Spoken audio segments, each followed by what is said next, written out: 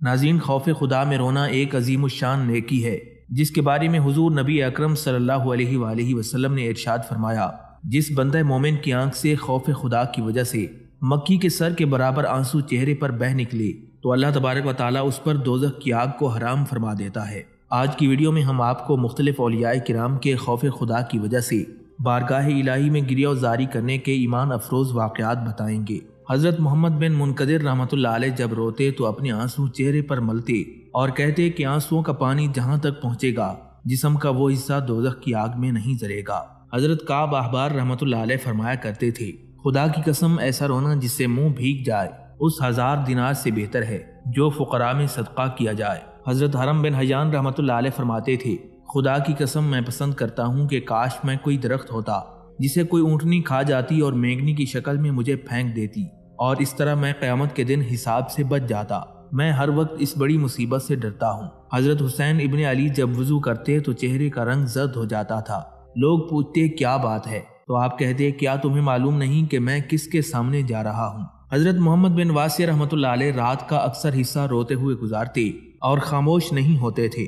حضرت ابو بکر شبلی رحمۃ اللہ علیہ فرماتے ہیں کہ کوئی روز ایسا نہیں گزرا جس میں خوف مجھ پر غالب نہ ہوا ہو اور اس دن حکمت اور عبرت کا دروازہ مجھ پر نہ کھلا ہو۔ ایک دن حضرت خواجہ اویس کرنی رضی اللہ تعالیٰ عنہ کی خدمت میں لوگوں نے عرض کیا کہ ایک شخص 30 سال سے قبر میں پاؤں لٹکائے ہوئے بیٹھا ہے اور اس نے اپنا کفن قبر میں لٹکا رکھا ہے۔ وہ شخص کفن اور گور میں مشغول ہے اور انہی دو کی وجہ سے یاد الہی سے رہ گیا ہے اور ہمیشہ روتا رہتا ہے۔ حضرت خواجہ اویس کرنی رضی اللہ تعالیٰ عنہ نے فرمایا، مجھے اس کے پاس لے چلو۔ جب آپ نے اس کو اس حالت میں دیکھا تو فرمانے لگے، تو کفن اور قبر کی وجہ سے یاد الہی سے رہ گیا ہے اور ان دونوں بتوں کو آراستہ کر دیا ہے۔ جب اس شخص نے خواجہ اویس کرنی رضی اللہ تعالیٰ عنہ کی بات سنی اور آپ کو دیکھا تو اصل حال اس پر منکشف ہوا۔ اس نے نعرہ مار کر جان اللہ کے سپرد کر دی اور قبر میں گر پڑا۔ حضور غوث اعظم سیدنا شیخ عبد القادر جیلانی رحمۃ اللہ علیہ کے متعلق بیان کیا جاتا ہے کہ جب آپ بیت اللہ شریف کے طواف کے لیے آ رہے تھے تو آپ نے اپنی دستار اتار دی، پاؤں سے چپل اتار دیے، احرام باندھ لیا اور کفن باندھے ہوئے اللہ کے سامنے آئے، طواف کیا اور پھر جب ملتزم پہ آئے تو بیت اللہ شریف کے غلاف کو اور بیت اللہ کے دروازے کو پکڑ کر رو رو کر کہہ رہے تھے، اے اللہ، میں بغداد کا مسافر تیرے دروازے پر آیا ہوں، منہ اوپر نہیں اٹھتا، مجھے حیا آتی ہے، تو مجھے بخش دے تو تیری مہربانی، اور اگر کوئی میری غلطی ہے تو قیامت کے دن مجھے نابینا کر کے اٹھانا تاکہ نیکوں کے سامنے میں شرمندہ نہ ہو جاؤں۔ حضرت ریاح کیسی رحمۃ اللہ علیہ ایک مرتبہ روتے ہوئے بچے کے پاس سے گزرے تو رک کر اس سے پوچھنے لگے، اے بچے، کس لیے رو رہا ہے؟ بچہ اچھی طرح سے کوئی بات سمجھ نہ سکا اور کوئی جواب نہ دے سکا تو حضرت ریاح رونے لگ پڑے۔ پھر کہا کہ اہل دوزخ کو کسی لمحے راحت نہیں پہنچے گی اور چیخ و پکار کی سوا کوئی چارہ نہیں ہوگا۔ یہ کہتے ہوئے حضرت ریاح کیسی رحمۃ اللہ علیہ خوف خدا کی وجہ سے گریہ وزاری کرنے لگے۔ ایک مرتبہ حضرت ریاح کیسی رحمۃ اللہ علیہ کسی قوم سے ملاقات کرنے کے لیے تشریف لے گئے تو رات کے وقت ان کے ایک بچے نے رونا شروع کر دیا۔ حضرت ریاح کیسی رحمۃ اللہ علیہ نے بچے کے رونے کی آواز سنی تو آپ بھی رونے لگ گئے یہاں تک کہ صبح ہو گئی۔ بعد میں ان سے رونے کے متعلق سوال کیا گیا تو فرمانے لگے، میں نے بچے کے رونے سے دوزخیوں کا رونا یاد کر لیا تھا جن کا کوئی مددگار نہیں ہوگا۔ اس کے بعد حضرت ریاح پھر زارو قطار رونے لگ گئے۔ ایک مرتبہ شیخ عبد الواحد بن زید رحمۃ اللہ علیہ نے واز سنایا جسے سن کر ایک آدمی کی چیخیں نکل گئیں۔ اس نے کہا، اے ابو عبیدہ، بس کرو، تمہارے واز سے میرے دل کے پردے کھل گئے۔ لیکن شیخ عبد الواحد بن زید رحمۃ اللہ علیہ نے اپنا بیان جاری رکھا۔ آخرکار اسی عالم میں اس شخص کی روح پرواز کر گئی۔ حضرت بابا فرید الدین مسعود گنج شکر رحمۃ اللہ علیہ پر خوف خدا کا بہت غلبہ تھا۔ آپ کوئی عبرت انگیز یا رکت آمیز بات سنتے یا مجلس میں کوئی پر اثر شعر سنتے یا کسی بزرگ کا واقعہ سنائی دیتا تو بے اختیار زارو قطار روتے تھے۔ حضرت بابا فرید گنج شکر رحمۃ اللہ علیہ بعض اوقات خوف خدا کی وجہ سے دھاڑیں مار کر روتے تھے۔ آپ ہمیشہ روزہ رکھتے اور قرآن مجید کے حفظ کا اہتمام کرتے اور تلاوت کا بڑا ذوق رکھتے تھے۔ حضرت شیخ ربیع بن حشیم رحمۃ اللہ علیہ خوف خدا کی وجہ سے راتوں کو سوتے نہیں تھے بلکہ رو رو کر رات گزارا کرتے تھے۔ جس وقت ان کی والدہ ماجدہ نے رات کی یہ کیفیت دیکھی تو ان سے دریافت کرنے لگیں، اے میرے لاڈلے بیٹے، کیا تو نے کسی کو قتل کر دیا ہے؟ حضرت ربیع بن حشیم رحمۃ اللہ علیہ نے ہاں میں جواب دیا۔ اس پر ان کی والدہ ماجدہ نے فرمایا، مجھے بتاؤ، میں مقتول کے اولیاء سے معافی مانگ لوں گی۔ خدا کی قسم مجھے اس بات کا یقین ہے کہ تمہاری یہ حالت دیکھ کر وہ لوگ ضرور تمہیں معاف کر دیں گے۔ یہ سن کر حضرت ربیع بن حشیم رحمۃ اللہ علیہ کہنے لگے، اے میری والدہ محترمہ، میں نے خود ہی اپنے نفس کو ہلاکت میں ڈالا ہے اور میں خود ہی اپنا قاتل ہوں۔ حضرت عبداللہ بن داؤد کہتے ہیں کہ بزرگ حضرات میں سے جب کوئی ان میں 40 سال کی عمر کو پہنچ جاتا ہے تو وہ بستر اٹھا کر لپیٹ دیتا ہے، یعنی پھر سونے کا نمبر ختم ہو جاتا ہے۔ حضرت لامس بن حسن ہر رات میں 1000 رکعت نماز پڑھتے اور اپنے نفس کو خطاب کر کے کہتے، اے ہر برائی کی جڑ، نماز کے لیے کھڑا ہو جا۔ جب آپ بہت زیادہ ضعیف ہو گئے تو آپ نے روزانہ 500 رکعتیں کر دی تھیں، اور پھر آپ اس پر رویا کرتے تھے کہ میرا آدھا عمل جاتا رہا۔ حضرت سعید بن جبیر رحمۃ اللہ علیہ بہت بڑے تابعی بزرگ گزرے ہیں۔ انہیں قرآن مجید سے بہت محبت تھی، قلب سوز و گداز سے مالا مال تھا۔ آپ کی رات کی نماز گریہ و زاری کی نماز ہوتی تھی۔ روتے روتے حضرت سعید بن جبیر رحمۃ اللہ علیہ کی آنکھوں کی بینائی کم ہو گئی تھی۔ کبھی کبھی آپ ایک رات میں پورا قرآن مجید ختم کر دیتے تھے۔ بارگاہ الہی میں آپ کے خشوع و خضوع کا یہ عالم تھا کہ خوف و خشیت سے متعلق باتوں کو فرط تاثر بار بار دہراتے تھے۔ سعید بن عبید کا بیان ہے کہ میں نے حضرت سعید بن جبیر رحمۃ اللہ علیہ کی امامت میں نماز پڑھی اور وہ قرآن مجید کی اس آیت مبارکہ کو بار بار دہراتے رہے، جب دوزخیوں کی گردن میں طوق ہوں گے جن سے پکڑ کر وہ کھولتے ہوئے پانی کی طرف کھینچے جائیں گے۔ اسی طرح حضرت ابو علی دقیق فرماتے ہیں کہ حضرت ابو بکر بن فواق رحمۃ اللہ علیہ بیمار تھے۔ میں ان کی عیادت کو گیا تو مجھے دیکھ کر ان کی آنکھوں میں آنسو آ گئے۔ میں نے کہا، گھبرائیے نہیں، اللہ تعالیٰ آپ کو شفا عطا فرمائے گا۔ حضرت ابو بکر بن فواق رحمۃ اللہ علیہ فرمانے لگے، کیا تم یہ سمجھے ہو کہ میں موت کے خوف سے روتا ہوں؟ دراصل بات یہ نہیں ہے، مجھے موت کے بعد کا خوف ہے کہ وہاں کوئی عذاب نہ ہو۔ ناظرین، ہمسایوں میں کسی کا انتقال ہو جاتا تو حضرت خواجہ غریب نواز رحمۃ اللہ علیہ میت کے ہمراہ ضرور تشریف لے جاتے تھے۔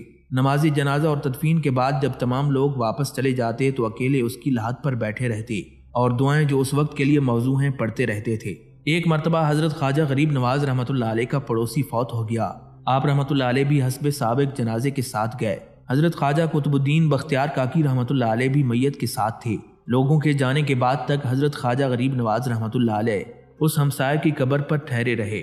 حضرت خواجہ قطب الدین رحمۃ اللہ علیہ فرماتے ہیں کہ میں نے دیکھا کہ حضور خواجہ غریب نواز رحمۃ اللہ علیہ کے چہرہ مبارک کا رنگ اچانک متغیر ہو گیا اور پھر اسی وقت اصلی رنگ پر آ گیا، اور پھر آپ الحمدللہ پڑھتے ہوئے کھڑے ہو گئے۔ حضرت خواجہ قطب الدین بختیار کاکی رحمۃ اللہ علیہ نے چہرے کے رنگ کے بدلنے کی وجہ پوچھی تو فرمانے لگے، قبر میں عذاب کے فرشتے آئے تھے لیکن پھر رحمت الہی نازل ہوئی۔ حضرت خواجہ غریب نواز رحمۃ اللہ علیہ خود بھی عذاب قبر سے بے حد خائف رہتے تھے۔ جب کبھی قبر کا تذکرہ ہوتا تو سکتہ طاری ہو جاتا اور کبھی کبھی آپ چیخیں مار کر روتے تھے۔ ایک مرتبہ حضرت شبلی رحمۃ اللہ علیہ نے قرآن مجید کی ایک آیت مبارکہ سنی جسے ایک امام تراویح میں پڑھا رہا تھا۔ حضرت شبلی رحمۃ اللہ علیہ نے قرآن مجید کی وہ آیت مبارکہ سنی تو وہیں بے ہوش ہو کر گر پڑے۔ حضرت عطاء سلمہ رحمۃ اللہ علیہ بھی خوف خدا رکھنے والے لوگوں میں سے تھے۔ اللہ تعالیٰ سے کبھی جنت کا سوال نہیں کرتے تھے اور صرف معاف کرنے کی درخواست کرتے تھے۔ مرض کے دوران لوگوں نے ان سے کہا کہ آپ کا دل کس چیز کو چاہتا ہے؟ حضرت عطاء سلمہ رحمۃ اللہ علیہ نے فرمایا، دوزخ کے خوف نے میرے دل میں کسی چیز کی خواہش نہیں چھوڑی۔ کہتے ہیں کہ 40 سال بعد جب انہوں نے اپنا سر آسمان کی طرف کیا تو خوف خدا سے اتنا ڈرے کہ گر پڑے اور وہیں آپ کی انتڑی پھٹ گئی۔ حضرت عطاء سلمہ رحمۃ اللہ علیہ کا دستور تھا کہ رات کو کسی وقت اپنا جسم ٹٹولا کرتے، اس خوف سے کہ کہیں میں مسخ تو نہیں ہو گیا، اور جب آندھی چلتی یا بجلی گرتی یا غلہ گراں ہوتا تو فرماتے کہ یہ سب آفتیں میری ہی وجہ سے ہیں، اگر میں مر جاؤں تو سب لوگ راحت پائیں۔ اور خود فرماتے کہ ایک روز ہم عتبہ غلام کے ساتھ نکلے، ہم میں ایسے جوان اور ادھیڑ عمر تھے کہ عشاء کے وضو سے صبح کی نماز پڑھتے، کثرت قیام سے ان کے پاؤں سوج گئے تھے اور ان کی آنکھیں اندر کو دھنس گئی تھیں، ان کا گوشت سوکھ گیا تھا اور رگیں تار تار کی طرح معلوم ہوتی تھیں، وہ ایسے ہو گئے تھے جیسے تربوز کے چھلکے، اندر کچھ نہیں ہوتا، گویا قبروں سے نکلے ہیں۔ یہ کہتے تھے کہ اللہ تعالیٰ نے اطاعت کرنے والوں کو کیسی بزرگی دی اور نافرمانوں کو کیسے ذلیل کیا۔ اسی حالت میں چلے جا رہے تھے کہ اچانک ان میں سے ایک بزرگ کا گزر ایک جگہ پر ہوا تو وہ فوراً بے ہوش ہو کر گر پڑا، اس کے ساتھی بھی اس کے گرد بیٹھ کر رونے لگ گئے۔ ایک مرتبہ خواجہ منصور عماد ایک محلے سے گزر رہے تھے کہ ایک گھر سے رونے کی آواز آ رہی تھی۔ کوئی یہ کہہ رہا تھا، اے مالک، میں نے کتنے گناہ کیے ہیں، مجھے معلوم نہیں کہ قیامت کے دن میری حالت کیا ہوگی۔ یہ سن کر خواجہ منصور نزدیک آ گئے اور اس کی آہوزاری سن کر گھر کے شگاف میں منہ رکھ کر رونے لگ گئے۔ پھر آپ نے یہ پڑھا، دوزخ ایک ایسا مقام ہے جس کا ایندھن آدمی اور پتھر ہیں، اور اس پر سخت طبیعت والے فرشتے مقرر کیے گئے ہیں جو کسی پر رحم نہیں کرتے، جس طرح انہیں حکم ہوتا ہے وہی کرتے ہیں۔ خواجہ منصور فرماتے ہیں کہ جب میں نے یہ آیت پڑھی تو پھر اس گھر سے آواز نہیں آئی، اندر سے ایک نعرے کی آواز آئی، پھر میں دیر تک کھڑا رہا لیکن کوئی آواز نہیں آئی۔ میں آگے چلا گیا۔ جب دن ہوا اور اس مکان کے قریب گیا اور حال پوچھا تو دیکھا کہ جنازہ رکھا ہوا ہے۔ میں پوچھنے ہی والا تھا کہ گھر کا مالک کون ہے، اتنے میں ایک بڑھیا عورت روتی ہوئی نکلی۔ میں نے پوچھا کہ اس بڑھیا کا اس مرنے والے سے کیا رشتہ ہے۔ لوگوں نے کہا کہ یہ مرنے والے شخص کی والدہ ہے۔ وہ شخص بہت پرہیزگار تھا، رات بھر نماز ادا کرتا رہتا اور دن کو روزہ رکھتا۔ یہ مرنے والا شخص حضور نبی اکرم صلی اللہ علیہ وآلہ وسلم کی اولاد میں سے تھا۔ آج سحر کے وقت اللہ تعالیٰ کی بارگاہ میں مناجات کر رہا تھا کہ ایک مرد اس کے پاس سے گزرا جس نے قرآن مجید کی ایک آیت پڑھی۔ قرآن مجید سنتے ہی یہ زمین پر گر پڑا اور فوت ہو گیا۔ یہ سن کر منصور عماد رونے لگے اور فرمانے لگے کہ میں نے ہی قرآن مجید کی یہ آیت پڑھی تھی۔ پھر آپ نے اس نوجوان کی نماز جنازہ ادا کر دی۔ حضرت مالک بن دینار رحمۃ اللہ علیہ نے بصرہ سے پیادہ حج کیا تو کسی نے ان سے سوار ہونے کو کہا۔ آپ فرمانے لگے، بھاگا ہوا نافرمان غلام اپنے آقا سے مصالحت کے لیے سوار ہو کر جانا پسند کرے گا۔ واللہ اگر میں انگاروں پر چل کر بھی مکہ مکرمہ جاؤں تو یہ بھی کم ہے۔ بس اے برادر جان لے کہ اگر گناہ دیرینہ ہو جائے تو استغفار سے غافل نہ ہو، کیونکہ تجھے گناہ کا تو یقین ہے لیکن مغفرت کا شک ہے، لہٰذا دن رات استغفار کرتا رہے اور اسی کی پاکی بیان کرتا رہے۔ حضرت جنید بغدادی رحمۃ اللہ علیہ نزا کی حالت میں تھے، قرآن مجید تلاوت کر رہے تھے۔ لوگوں نے کہا حضور ساری عمر تلاوت کی ہے، ہمت نہیں، طاقت نہیں، اب تو اپنے اوپر رحم کریں۔ حضرت جنید بغدادی رحمۃ اللہ علیہ فرمانے لگے، تمہارا ستیاناس ہو جائے، اس وقت سے زیادہ میں کسی وقت بھی محتاج نہیں تھا۔ خاتمہ بالخیر ہو جانا بہت بڑی دولت ہے، اللہ اس سے معاف رکھے کہ کسی کا خاتمہ برا نہ ہو، بس یہیں سب کچھ فیصلہ ہو جاتا ہے۔ حضرت سوار بن عبداللہ فرماتے ہیں کہ ہم ایک سفر میں عمر بن درہم کے ساتھ کسی ساحل سمندر پر رہ رہے تھے اور یہ کھانا نہیں کھاتے تھے مگر سحری سے سحری کے وقت تک، بس ہم ان کے پاس کھانا لائے۔ جب حضرت عمر بن درہم رحمۃ اللہ علیہ نے لقمہ اپنے منہ کی طرف اٹھایا تو کسی تہجد پڑھنے والے کو قرآن مجید کی یہ آیات پڑھتے ہوئے سنا، جس کا ترجمہ یوں ہے، بے شک زقوم کا درخت بڑے مجرم یعنی کافر کا کھانا ہوگا، جو تیل کی تلچھٹ جیسا ہوگا اور پیٹ میں ایسا کھولے گا جیسے گرم پانی کھولتا ہے۔ یہ سنتے ہی حضرت عمر بن درہم رحمۃ اللہ علیہ پر غشی طاری ہو گئی اور ان کے ہاتھ سے لقمہ گر پڑا۔ پھر کہیں طلوع فجر کے بعد جا کر ہوش آیا۔ حضرت عمر بن درہم رحمۃ اللہ علیہ اسی حالت میں 7 دن تک رہے کہ کچھ بھی نہیں کھاتے تھے۔ جب بھی ان کے سامنے کھانا لایا جاتا تو یہ آیت سامنے آ جاتی، آپ اٹھ جاتے لیکن کھانا نہیں کھاتے تھے۔ یہ حالت دیکھ کر ان کے شاگرد ان کے پاس حاضر ہوئے اور عرض کرنے لگے، سبحان اللہ، آپ اپنے آپ کو قتل کرنا چاہتے ہیں۔ سب شاگرد برابر یہی بات کہتے رہے، یہاں تک کہ انہوں نے کچھ کھانا شروع کر دیا۔ حضرت عبید اللہ بن لید تمیمی حضرت حبابہ تیمیہ کے پاس تشریف لائے۔ انہوں نے ان کے سامنے روٹی، گھی اور شہد رکھا تو انہوں نے فرمایا، اے حبابہ، کیا آپ اس بات سے نہیں ڈرتی کہ یہ کھانا بعد میں جھاڑ کانٹے یعنی جہنم کا کھانا بن جائے؟ ابو سعید کہتے ہیں کہ اس کے بعد حضرت عبید اللہ روتے رہے اور حضرت حبابہ بھی روتی رہیں، یہاں تک کہ وہ اٹھ کھڑے ہوئے اور کچھ بھی نہیں کھایا۔ ایک اور بزرگ کا بیان ہے کہ میں نے فتح موصلی کو دیکھا کہ وہ رو رہے ہیں اور آنکھوں سے بہنے والے آنسو خون آلود ہیں۔ میں نے پوچھا، آنکھوں کا یہ کیا حال بنا رکھا ہے؟ بزرگ فرمانے لگے، ایک مدت تک میں اپنے گناہوں پر وہ آنسو بھی بہاتا رہا ہوں جو پانی کے قطرے تھے، اب ان آنسوؤں پر خون کے آنسو بہاتا ہوں جو اخلاص سے خالی رہ گئے تھے اور بہہ گئے تھے۔ آپ کی وفات کے بعد کسی نے آپ کو خواب میں دیکھا تو پوچھا، اللہ تعالیٰ نے آپ کے ساتھ کیا معاملہ کیا؟ کہنے لگے، الحمدللہ، ہمیں تو قدر کی نگاہ سے دیکھا گیا اور یہ عزت و مرتبہ ان آنسوؤں کی بدولت حق تعالیٰ نے عطا فرمایا۔ ارشاد ہوا، میری عزت کی قسم کہ 40 سال تک تمہارا جو اعمال نامہ بھی فرشتوں نے میرے سامنے پیش کیا، میں نے اسے خطاؤں سے بالکل خالی پایا۔ ایک بزرگ سے پوچھا گیا کہ قیامت کے دن ہم آپ کو کہاں تلاش کریں؟ انہوں نے پوچھا کہ جو لوگ اللہ تعالیٰ کے دیدار میں مصروف ہوں گے وہاں آ کر دیکھ لینا۔ لوگوں نے پوچھا، یہ آپ کو کیسے معلوم ہوا؟ بزرگ نے فرمایا، میں نے اپنی آنکھوں کو ہر حرام چیز سے بند کر لیا ہے اور ہر برائی اور گناہ سے اپنے آپ کو بچا لیا ہے۔ میں اللہ تعالیٰ سے یہ دعا کرتا ہوں کہ میری جنت بس یہ ہو کہ میں آپ کو دیکھتا رہوں۔ حضرت مولانا جلال الدین رومی رحمۃ اللہ علیہ کے متعلق ان کے سیرت نگار لکھتے ہیں کہ آپ نے عشاء سے نماز شروع کی یہاں تک کہ صبح ہو گئی۔ ایک مرتبہ جاڑوں کے دن تھے، مولائے روم رحمۃ اللہ علیہ نماز میں اس قدر روئے کہ تمام چہرہ آنسوں سے تر ہو گیا۔ سردی نقطہ انجماد سے کم تھی، اس لیے آنسو جم کر یخ ہو گئے تھے، لیکن آپ اسی طرح نماز میں مشغول رہے۔ حضرت شداد بن اوس انصاری رضی اللہ تعالیٰ عنہ جب بستر پر لیٹتے تو کروٹیں بدلتے رہتے اور جب نیند آتی تو یوں فرماتے تھے، اے اللہ، جہنم نے میری نیند اڑا دی ہے۔ پھر کھڑے ہو کر نماز شروع کر دیتے اور صبح تک اس میں مشغول رہتے تھے۔ حضرت قرظ بن وبرہ رحمۃ اللہ علیہ ہر روز 3 قرآن پاک ختم کیا کرتے تھے اور اس کے علاوہ عبادت میں ہر وقت منہمک رہتے تھے۔ کسی نے آپ سے پوچھا کہ آپ نے اپنے نفس کو بڑی محنت میں ڈال دیا، فرمانے لگے ساری دنیا کی عمر کتنی ہے؟ اس نے کہا کہ 7000 سال۔ فرمانے لگے قیامت کا دن کتنا ہے؟ اس نے عرض کیا کہ 50,000 سال کے برابر۔ حضرت قرظ بن وبرہ رحمۃ اللہ علیہ فرمانے لگے کیا تم میں سے کوئی اس سے عاجز رہ سکتا ہے کہ دن کے 7ویں حصے میں محنت کر لے تاکہ سارے دن سے راحت ملے؟ یعنی اگر کسی شخص کو صرف 3.5 گھنٹے محنت کر کے سارا دن راحت ملے تو کون چھوڑ سکتا ہے؟ بس اگر قیامت کے دن کی راحت کے لیے کوئی دنیا کی پوری زندگی 7000 سال بھی محنت کر لے تو تب بھی بڑا نفع کا سودا ہے، لیکن آدمی کی عمر تو دنیا کی عمر سے بہت تھوڑا سا حصہ ہے، اور آخرت کا دن قیامت کے بعد بھی بے انتہا ہے۔ حضرت علی بن محمد بن ابراہیم صفات بیان کرتے ہیں کہ میں ایک رات حضرت اسود بن سالم کے ہاں حاضر ہوا تو وہ یہ 2 شعر کہہ رہے تھے، ان کو دہراتے جا رہے تھے اور روتے جا رہے تھے۔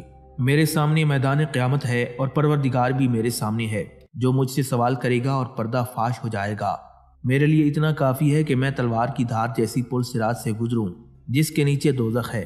فرماتے ہیں کہ اس کے بعد انہوں نے ایک چیخ ماری اور بے ہوش ہو گئے اور صبح کے وقت بارگاہ خداوندی میں جا پہنچے۔ حضرت عامر بن عبد القیس رحمۃ اللہ علیہ بہت ہی مشہور عابد الزاہد بلکہ صاحب کرامت بلند اولیاء میں سے گزرے ہیں۔ آپ اپنی وفات کے وقت بے قرار ہو کر زار و قطار رونے لگ گئے۔ جب رونے کا سبب پوچھا تو آپ نے فرمایا میں موت کے خوف یا دنیا کی محبت میں نہیں رو رہا، بلکہ اس خیال سے رو رہا ہوں کہ میں اب مرنے والا ہوں۔ اب گرمیوں کے روزوں میں دوپہر کی پیاس اور جاڑوں کی لمبی راتوں میں قیام اللیل کی لذت کیسے نصیب ہوا کرے گی؟ ہائے یہ روح پرور اور جاں بخش لذتیں! یہی کہتے ہوئے ان کی روح پرواز کر گئی۔ حضرت ضحاک بن مزاحم سے منقول ہے، فرماتے ہیں کہ میں ایک رات مسجد کوفہ کی طرف چلا گیا۔ جب مسجد کے قریب پہنچا تو اس کے صحن میں ایک نوجوان سجدے کی حالت میں پڑا ہوا تھا اور بل بلا رہا تھا۔ مجھے یقین ہو گیا کہ یہ ضرور کوئی ولی اللہ ہے۔ پھر میں اس کے قریب ہو گیا تاکہ اس کی باتیں سن سکوں، تو میں نے اسے یہ اشعار سنتے ہوئے پایا، اے رب ذوالجلال مجھے آپ پر بھروسہ ہے، اس کے لیے بشارت ہے جس کا تو مولا ہے، اس کے لیے بشارت ہے جو خوف و خشیت میں رات گزارتا ہے، اپنے رب ذوالجلال کی طرف اپنی پریشانیوں کی شکایت کرتا ہے، اس کو اپنے مولا کی محبت سے زیادہ کوئی بیماری نہیں ہوتی۔ حضرت ابراہیم بن عیسیٰ یشکری رحمۃ اللہ علیہ کہتے ہیں کہ میں بحرین میں ایک آدمی کے پاس گیا جو لوگوں سے الگ تھلگ رہتا تھا۔ میں نے اس سے آخرت کا تذکرہ کیا تو اس نے بھی موت کا تذکرہ کیا، پھر وہ چیخنے لگا یہاں تک کہ اس کی جان نکل گئی۔ حضرت ابو عبداللہ بالی کہتے ہیں کہ ایک شخص تھا جسے رونے کے سوا کوئی کام نہیں تھا۔ اس سے کثرت گریہ کا سبب پوچھا گیا تو اس نے کہا مجھے میرے برے اعمال کی یاد رلا رہی ہے، جب میں نے گناہ کرتے وقت اپنے رب سے حیا نہ کی جو ہر لمحہ مجھے دیکھ رہا تھا اور جو میری سزا پر مکمل قدرت رکھتا ہے۔ بس اس نے دائمی سزا کے دن تک مجھ سے اعراض کیے رکھا اور نہ ختم ہونے والے دن کے لیے مجھے حسرت دیے رکھی۔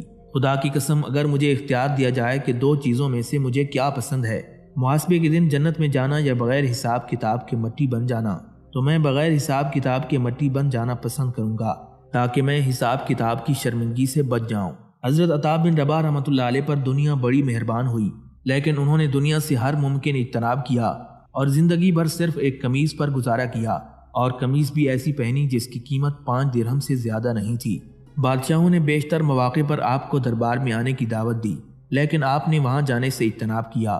آپ کو اس بات کا اندیشہ تھا کہ بادشاہوں کے دربار میں حاضری سے میری روحانی کیفیت دھندلا جائے گی، لیکن آپ کبھی کبھار مسلمانوں کے فائدے کی خاطر خلیفہ وقت کے دربار میں چلے جایا کرتے تھے۔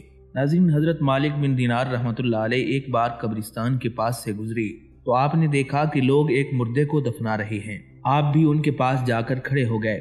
آپ نے اس مردے کی قبر میں جھانک کر دیکھا اور رونا شروع کر دیا، اور اتنا روئے کہ آپ غش کھا کر زمین پر گر پڑے۔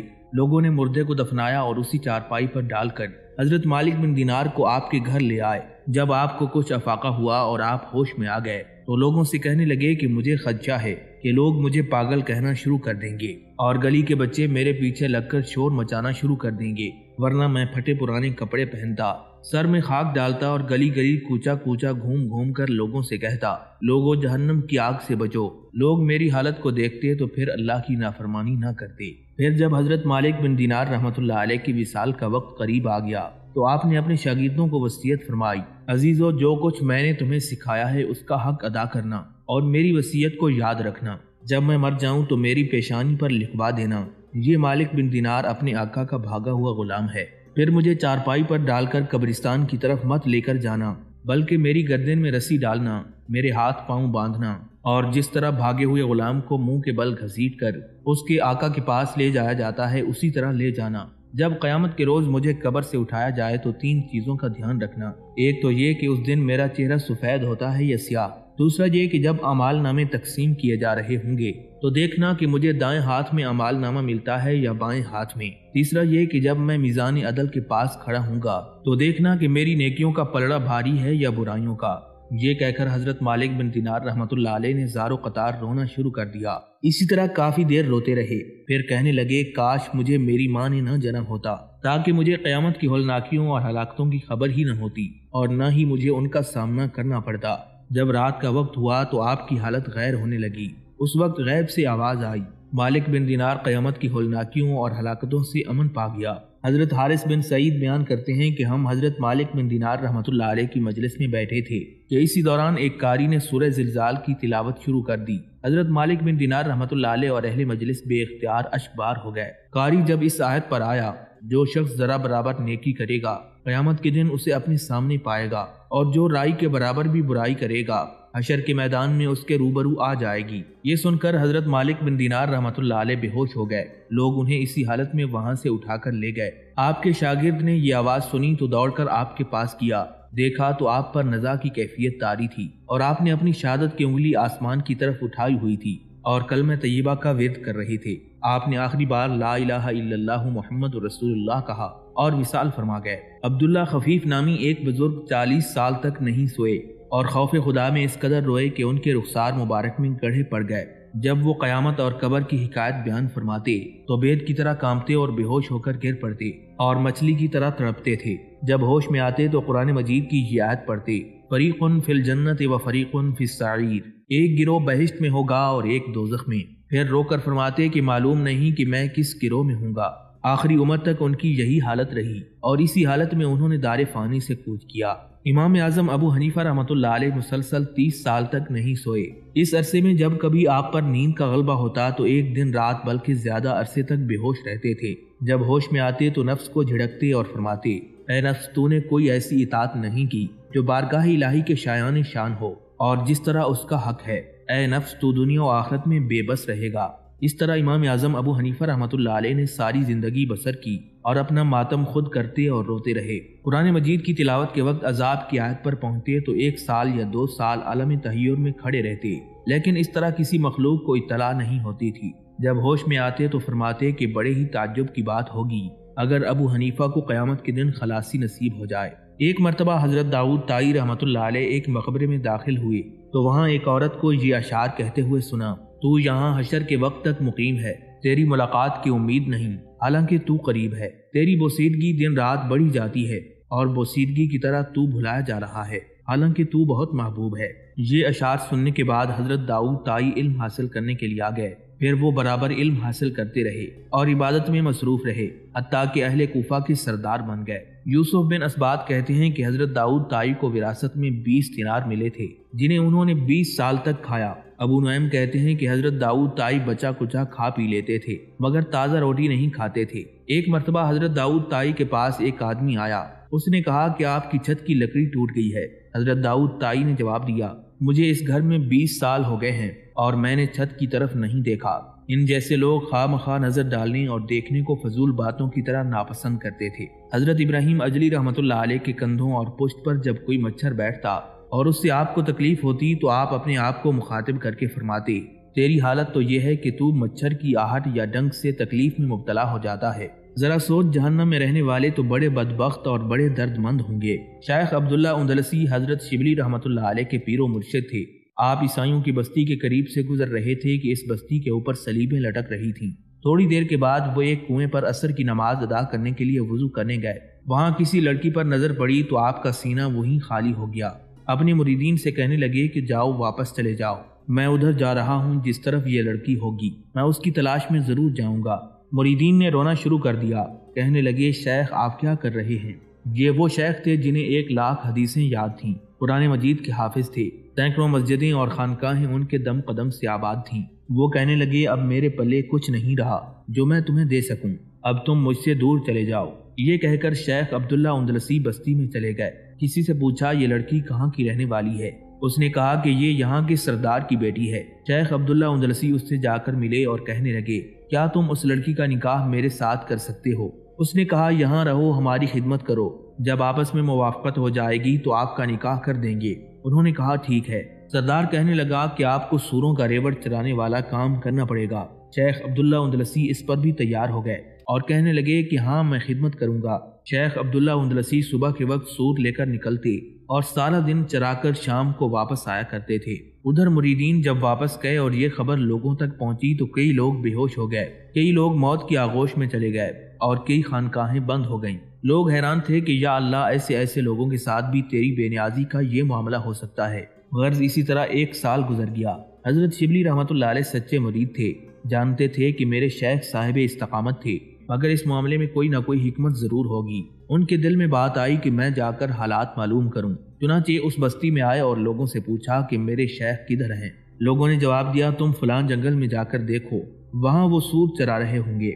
हजरत शिबली जब वहाँ गए तो क्या देखते हैं कि वही अमामा, वही जुब्बा और वही असा जिसको लेकर वो जुम्मा का खुतबा दिया करते थे, आज उसी हालत में सूरों के सामने खड़े सूर चरा रहे हैं। हजरत शिबली करीब हुए और पूछा, हजरत आप तो कुरान के हाफिज थे, अब बताइए क्या कुरान आपको याद है? फरमाने लगे, कुरान याद नहीं। फिर पूछा, हजरत कोई एक आयत याद है? सोचकर कहने लगे, मुझे एक आयत याद है। पूछा, कौन सी आयत? कहने लगे, जिसे अल्लाह जलील करने पर आता है उसे इज्जतें देने वाला कोई नहीं होता।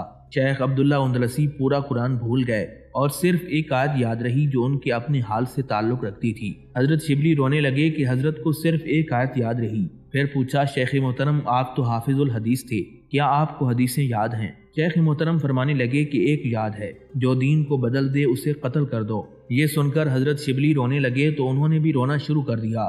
किताबों में लिखा है कि शेख रोते रहे और रोते हुए उन्होंने कहा, ऐ अल्लाह, मैं आपसे ये उम्मीद तो नहीं करता था कि मुझे इस हाल में पहुंचा दिया जाएगा।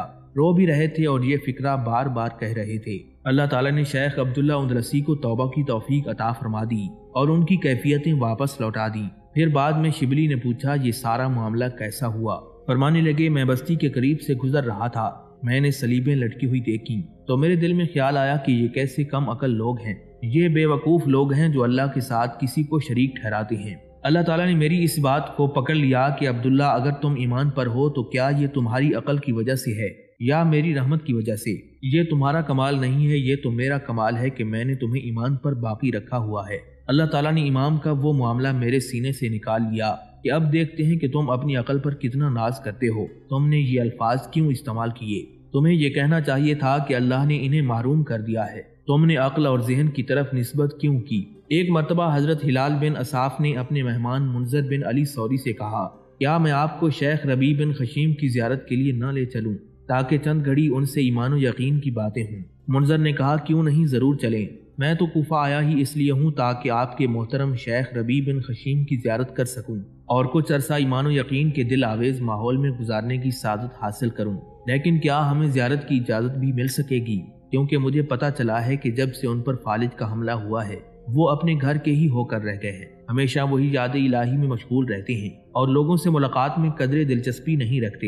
हिलाल बिन असाफ बोले, बात तो आपकी दुरुस्त है, जब से वो कूफा में आए हैं तो उनका तर्ज अमल ऐसे ही देखने में आया है, लेकिन बीमारी ने चंदा कोई तब्दीली पैदा नहीं की। हजरत मुंजर ने कहा, तो फिर उनके पास जाने में कोई हर्ज नहीं, लेकिन आपको मालूम होना चाहिए कि इन मशाइख किराम के मिजाज बड़े ही नर्म नाजुक हुआ करते हैं। आपकी राय क्या है कि दौरान मुलाकात हम शेख से सवाल करें या खामोशी से बैठें और वो जो अपनी मर्जी से बात करें वही सुने? हजरत हिलाल बिन असाफ बोले, अगर शेख रबी बिन खशीम के पास मुकम्मल 1 साल तक भी बैठे रहें तो वो नहीं बोलेंगे। जब तक तुम खुद उनसे बात नहीं करोगे वो कतान गुफ्तगू में पहल नहीं करेंगे, क्योंकि उनका कलाम जिक्र इलाही पर मुश्तमिल होता है और खामोशी गौर व फिक्र पर मबनी होती है। हजरत मुंजर ने कहा, फिर आइए अल्लाह का नाम लेकर उनके पास चलते हैं। दोनों शेख के पास गए और सलाम किया।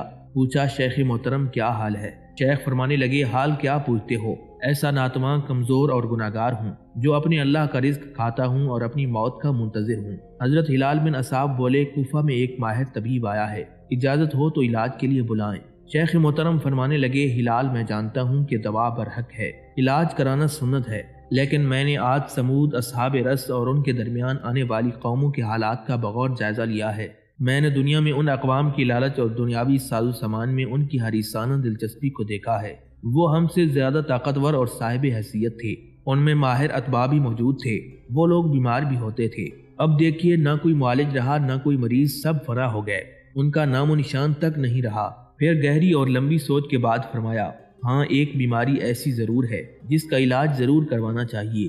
حضرت منذر نے مؤدبانہ انداز میں پوچھا، وہ کون سی بیماری ہے؟ فرمانے لگے، اس روحانی بیماری کا نام گناہ ہے۔ پوچھا، اس کا علاج کس دوا سے کیا جائے؟ شیخ محترم فرمانے لگے کہ اس کا علاج استغفار سے کریں۔ حضرت منذر نے پوچھا، شفا کیسے ہوگی؟ شیخ محترم فرمانے لگے کہ ایسی سچی توبہ کی جائے کہ وہ گناہ پھر دوبارہ نہ ہو۔ پھر ہماری طرف غور سے دیکھا اور بڑے زوردار انداز میں فرمایا، پوشیدہ انداز میں کیے گئے گناہ لوگوں کی نظروں سے تو مخفی رہتے ہیں، لیکن اللہ تعالیٰ کے سامنے تو ظاہر ہوتے ہیں، کیونکہ ان کے سامنے تو کوئی چیز مخفی نہیں، اور وہ علام الغیوب ہے۔ وہ سینوں کے بھید خوب اچھی طرح جانتا ہے۔ چھپ کر گناہ کرنا ایک خطرناک بیماری ہے، لہٰذا اس کی دوا تلاش کرو۔ حضرت منذر نے پوچھا، آپ خود ہی بتائیں کہ اس کی دوا کیا ہے؟ شیخ محترم فرمانے لگے، خالص اور سچی توبہ ہے، جسے توبۃ النصوح کہتے ہیں۔ پھر شیخ کامل زار و قطار رونے لگ گئے، یہاں تک کہ ان کی داڑھی مبارک آنسوں سے بھیگ گئی۔ حضرت منذر نے یہ عجیب منظر دیکھ کر کہا، شیخ محترم بڑا تعجب ہے کہ آپ رو رہے ہیں، حالانکہ آپ کی عبادت، تقوی، خشیت اور اخلاص کا ہر طرف چرچا ہے۔ شیخ کامل فرمانے لگے، صد افسوس، ہائے غم، بھلا میں کیوں نہ روں؟ میں نے بچشم خود ایسی عظیم قوم کو دیکھا ہے کہ ہم ان کے مقابلے میں بونے نظر آتے ہیں، یعنی صحابہ کرام علیہم الرضوان کی مقدس جماعت۔ حضرت ہلال بیان کرتے ہیں کہ ہم بیٹھے شیخ محترم سے باتیں کر رہے تھے، اتنے میں ان کا بیٹا اندر آیا۔ پہلے اس نے ادب سے سلام کیا اور پھر کہا، ابا جان، امی نے آپ کے لیے بہت عمدہ میٹھا اور لذیذ پکوان تیار کیا ہے، ان کی دلی خواہش ہے کہ آپ اس میں سے کچھ ضرور تناول کریں، اجازت ہو تو میں لے آؤں؟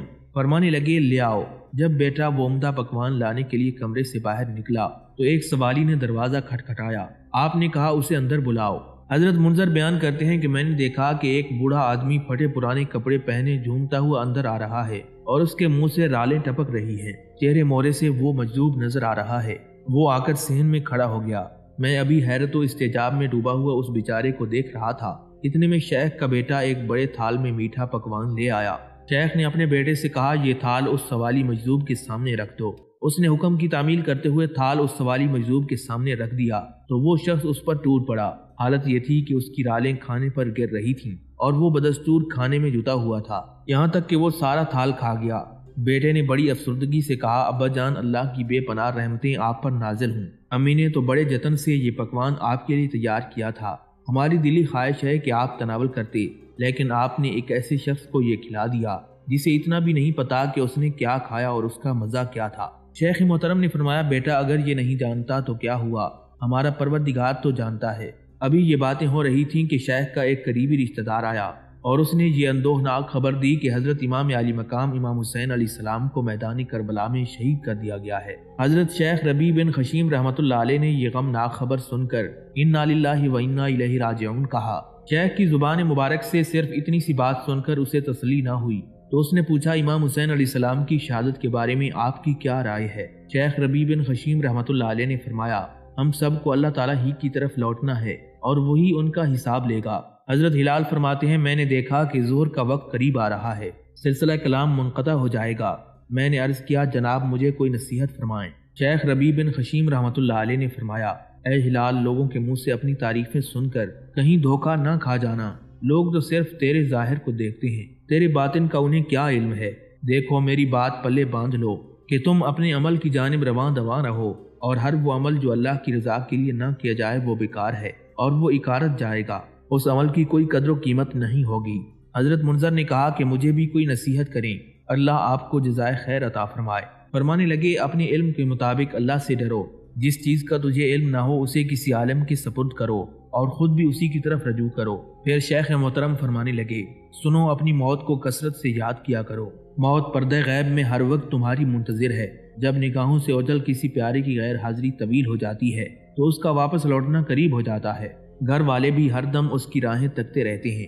یہ کہہ کر شیخ ربیع بن خشیم رحمۃ اللہ علیہ اتنا روئے کہ آنسوؤں کی جھڑی لگ گئی۔ پھر فرمانے لگے، کل جب شدید زلزلے میں زمین کو ریزہ ریزہ کر دیا جائے گا، پروردگار عالم غیظ و غضب میں ہوگا، فرشتے صف باندھے کھڑے ہوں گے اور جہنم کو لا کر حاضر کر دیا جائے گا، تو بتاؤ پھر ہم کیا کر سکیں گے؟ حضرت ہلال بیان کرتے ہیں کہ جب شیخ نے بات ختم کی تو ادھر ظہر کی اذان ہونے لگی۔ بیٹے سے کہا آؤ چلیں، اللہ کا بلاوا آ گیا ہے۔ بیٹے نے سہارا دیا اور بائیں طرف سے میں نے سہارا دیا۔ ہم انہیں لے کر مسجد کی طرف چلے۔ حالت یہ تھی کہ شیخ ربیع بن خشیم کے دونوں پاؤں زمین میں گھسٹتے جا رہے تھے۔ حضرت منذر نے پوچھا جناب ابو یزید آپ معذور ہیں، اللہ کی طرف سے آپ کو رخصت ہے، آپ تو نماز گھر میں ہی پڑھ لیتے۔ فرمانے لگے آپ ٹھیک کہتے ہیں، لیکن میں نے مؤذن کو یہ کہتے ہوئے سنا آؤ کامیابی کی طرف، دوڑو کامرانی کی طرف۔ جو شخص کامیابی و کامرانی کی طرف بلائے تو اس کی آواز پر لبیک کہتے ہوئے جانا چاہیے، خواہ گھٹنوں کے بل چل کر ہی کیوں نہ جانا پڑے۔ حضرت فضیل بن عیاض رحمۃ اللہ علیہ نے ایک روز فجر کی نماز میں سورہ یاسین پڑھی۔ جب وہ اس آیت پر پہنچے وہ ایک تند آواز ہوگی جس سے تمام ہمارے پاس حاضر ہو جائیں گے، تو ان کا بیٹا علی بے ہوش ہو گیا اور طلوع آفتاب تک ہوش میں نہیں آیا۔ اس کی یہ حالت تھی کہ جب کسی سورت کو پڑھنے کا ارادہ کرتا تو اسے پورا نہیں کر سکتا تھا، اور سورہ زلزال اور سورہ قاریہ کبھی سن ہی نہیں سکتا تھا۔ کہتے ہیں کہ جب اس کا انتقال ہو گیا تو اس کے والد حضرت فضیل بن عیاض رضی اللہ تعالیٰ عنہ مسکرا دیے۔ لوگوں نے پوچھا حضور اس کا کیا سبب ہے؟ آپ تو نہایت غمگین رہا کرتے تھے۔ انہوں نے فرمایا اللہ تعالیٰ کو اس کی موت مرغوب ہے، اس لیے مجھے اللہ تعالیٰ کی پسند بھی مرغوب ہے۔ حضرت وہیب بن ورد فرماتے ہیں کہ ایک روز کا ذکر ہے، ایک عورت طواف کرتے ہوئے یہ کہہ رہی تھی اے پروردگار عالم، لذتیں تو چلی گئیں، اب تو صرف ان کا تاوان باقی رہ گیا ہے۔ اے میرے پروردگار تو ہر عیب اور نقص سے بالاتر ہے، بے شک تو ارحم الراحمین ہے۔ اے میرے پروردگار آگ کے سوا میری کوئی سزا نہیں۔ اس کے ساتھ اس کی ایک ساتھی بولی اے بہن آج تم پروردگار کے گھر میں داخل ہو گئیں۔ تو وہ کہنے لگی قسم خدا کی میں اپنے ان پیروں کو اس قابل نہیں سمجھتی کہ یہ اللہ کے گھر کا طواف کریں، اور میں کیسے انہیں اپنے پروردگار کے گھر کو چھونے کا اہل سمجھوں گی، جبکہ میں اچھی طرح جانتی ہوں کہ میرے یہ قدم کہاں کہاں گئے ہیں۔ حضور غوث اعظم سیدنا شیخ عبد القادر جیلانی رحمۃ اللہ علیہ فرماتے ہیں جب ایمان کو سلامتی کے ساتھ قبر میں پہنچائیں گے تو اس وقت اپنی چالاکی پر تعریف کریں گے، اور جب تک زندگی ہے اس وقت تک خطرہ ہے، جب تک کشتی طوفان کے تھپیڑوں سے دوچار ہے اس وقت تک مطمئن ہو جانا بے وقوفی ہے۔ عارفین کی یہی شان ہے کہ ڈرتے رہتے ہیں، یعنی ڈرنا ولایت کی نشانی ہے۔ اگر خوف خدا دل سے نکل گیا تو ولایت بھی ہاتھ سے نکل گئی۔ حضرت سالم بن ابی جعد رحمۃ اللہ علیہ کے ہاتھ میں جو کچھ آتا وہ خرچ کر دیتے تھے۔ اس پر ان کی بیوی نے ملامت کی۔ آپ نے فرمایا مجھے خود نیکی لے کر تمہیں تکلیف میں چھوڑ جانا اس سے زیادہ پسند ہے کہ خود برائی لے جاؤں اور تمہیں خیر یعنی مال و متاع میں چھوڑ جاؤں۔ جب قحط پڑ جاتا یا زلزلہ وغیرہ آ جاتا تو حضرت سالم فرماتے تھے یہ سب میری شامت اعمال اور بدبختی کا وبال ہے جو زمانے پر ٹوٹ پڑا ہے، اگر میں نہ رہوں تو لوگوں کو اس آفت سے رہائی مل جائے۔